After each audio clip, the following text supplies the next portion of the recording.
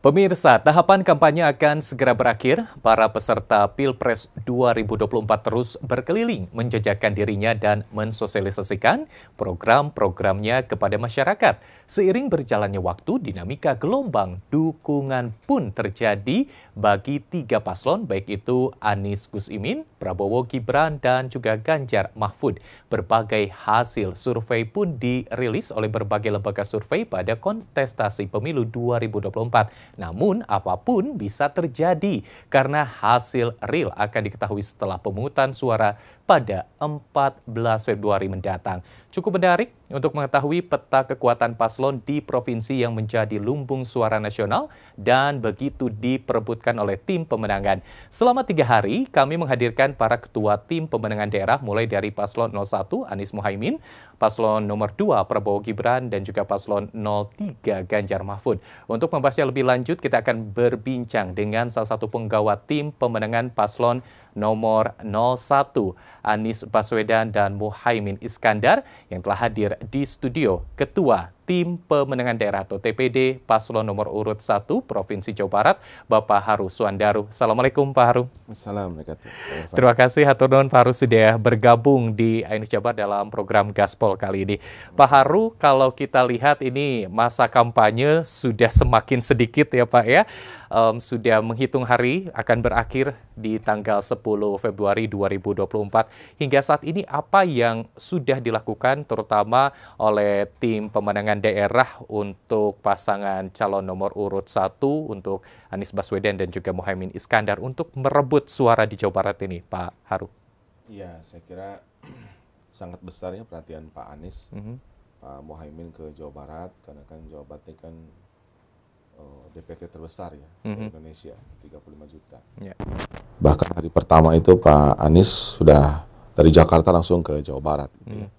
Mulai tanggal 28 November itu sudah di Jawa Barat Pak Anies itu ya. Sudah bolak-balik, ya ada kampanye rapat terbatas, baik di Bogor pertama ya, Kota Bogor, Kabupaten Bogor, terus sempat juga ke Kuningan, sempat ke Bekasi.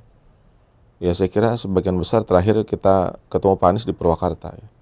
Dan insya Allah akan penutupan tanggal 8 ya di Garut ya. Itu ada kampanye rapat umum di Garut.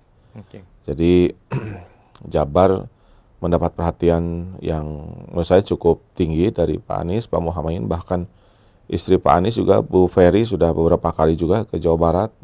Bahkan putri beliau ya, Mbak Mutiara juga datang juga ke Jawa Barat untuk ya ngobrol lah sama teman-teman milenial ya, pemilih milenial. Jadi kita melihat perhatian dari Timnas, Pak Anies, Pak Muhaimin itu cukup tinggi lah. Baik, Pak Haru, kalau melihat Anda tentunya kalau berlatar belakang sebagai politikus di Jawa Barat, tentunya juga ini menjadi salah satu poin utama bagaimana Anda melakukan pendekatan kepada masyarakat untuk memperkenalkan visi dan misi ataupun juga terkait kampanye yang dilakukan oleh tim nasional dengan kepanjangan tangan melalui Pak Haru selaku TPD. Iya, saya kira yang disampaikan Pak Anies ini kan kampanye cerdas ya, kampanye berbasis gagasan gitu ya. Misalnya beliau dengan tagline perubahan gitu. Bagaimana beliau menggagas perubahan bahwa yang kita ingin rubah bukan orangnya. Kalau orang kan pasti akan berakhir ya. Pak Jokowi akan berakhir dan diantara 3 capres itulah yang kita berharap gagasannya bisa diterima oleh masyarakat. Pak Anies selalu memulai apakah kita merasakan hari ini harga bahan pangan murah apa mahal, pekerjaan gampang apa susah, kemudian kesehatan mudah apa gampang, pendidikan gampang apa susah, murah apa mahal gitu ya. Itu yang digagas, termasuk juga kaitan dengan ibu kota nasional. Jadi beliau ya ingin anggaran untuk pembangunan IKN kalau dikonversi ke sekolah, ke rumah sakit, saya kira akan lebih banyak yang menerima manfaat gitu. Itu yang disampaikan oleh beliau dalam setiap kampanye ya. Kalau melihat nih Pak, presentasi pemilih secara nasional Jawa Barat ini sangat tinggi seperti itu. Bagaimana keyakinan dari TPD sendiri untuk pemenangan Anies di Jawa Barat? Iya, kalau pakai hitungan sederhana ya, anak saya SD gitu. pakai hitungan SD ya. Iya, iya. Pak Prabowo itu kan sudah 2 periode ya, nyapres.